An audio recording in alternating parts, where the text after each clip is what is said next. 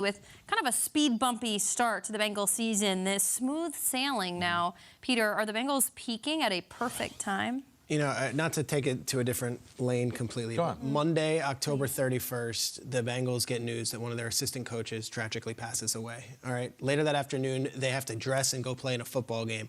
They go and they play the Cleveland Browns. They get the doors blown off them. They lose 32-31. 32-13. It's on Monday night. And everyone says, all right, the Bengals are done. You have no idea what was going on in that building that day. You have no idea what those conversations must have been like. The Bengals respond to that by the following week going out and playing Carolina, a team that everyone was like, hey, Carolina's the upset pick against the Bengals, beating them 42-21 and Joe Mixon having 5 touchdowns. Well, then Joe Mixon gets hurt and he's not there and Jamar Chase is still off the team. They go to Pittsburgh, beat a Steelers team that was, desperate. They beat them 37-30. And then yesterday go into Tennessee and they win that. This is some run that the Bengals are on right now. So you talk about what team stories are. Start off season 0-2. All the people that rode the bandwagon last year, all the people that talked about them all summer, very quiet. Crickets. They jumped. They moved. They were like, we're talking Dolphins now. We're talking Bills now. Trust me. Check the receipts. Go back to those week 2, week 3 conversations. Very little. What about the Bengals? Here we are, heading into week 13.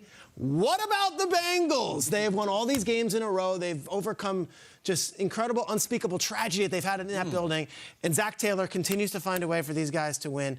There might be no team that I like watching more than the Cincinnati Bengals. It's never pretty. It's never a ballet. It is tough. It is gritty, and they find a way. They went to the same place that they upset the Titans last year in the playoffs. Did it again. They went right back there and did it again after trailing in this one. Hats off to the Bengals. What a team.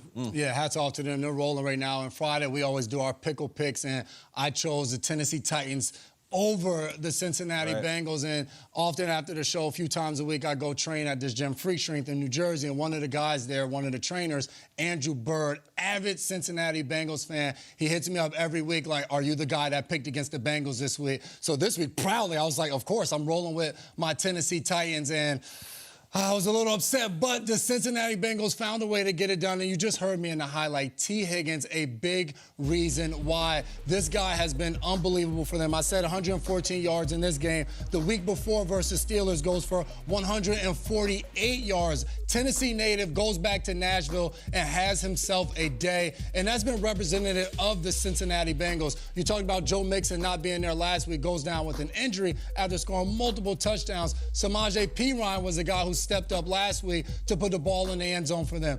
Joe Burrow and these Bengals are figuring out a way in a week where they get a victory. They're tied with the same record as the Baltimore Ravens as they fell to the Jaguars.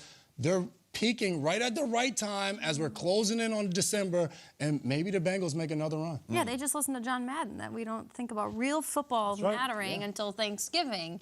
Bengals are right on time. I Googled Bengals run defense, and there is a headline from the game that Peter is alluding to from November 1st that said, Bengals rush defense has rude awakening in loss to the Browns. That's from Cleveland.com.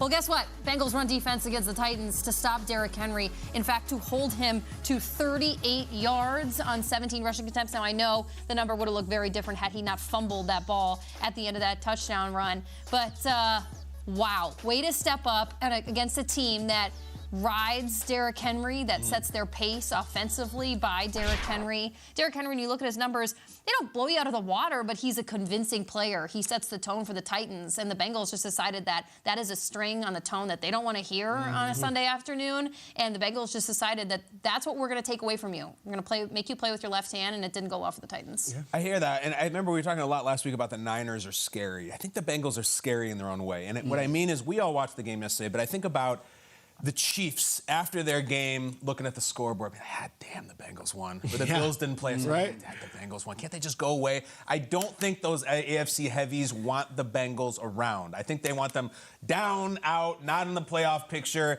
and they're not. And I think to Peter's point, I think there's a lot of people like us who want the Bengals down and out because it's funny. It's funny to see the Bengals blow it after one great year and go away for another 20 and ha-ha and laugh at them. They just won't. And I made the point last week that I'm always aware of this time of year of teams that are fake good. Like maybe their record's a little bloated, but they're easy pickings. The Bengals before yesterday did not have any quality wins. Their wins are against bad teams and a game in which they beat the Dolphins, in which Tua was knocked out. this was a quality win because the Titans, as we joke about, don't have much sizzle, but to go and beat Mike Vrabel and Henry and Tannehill in that stadium, that is a quality win in a game they needed and they got. They're here. So bad news to everybody in the AFC. You're going to have to deal with these Bengals. It's not good, Peter, but they're not going anywhere. Sorry. After they started off 0-2, I think a lot of people said, see, year after the Super Bowl, right? Year after the Super Bowl. Guess what? They got the wrong team year after the Super Bowl. 7 2 cents. Yeah.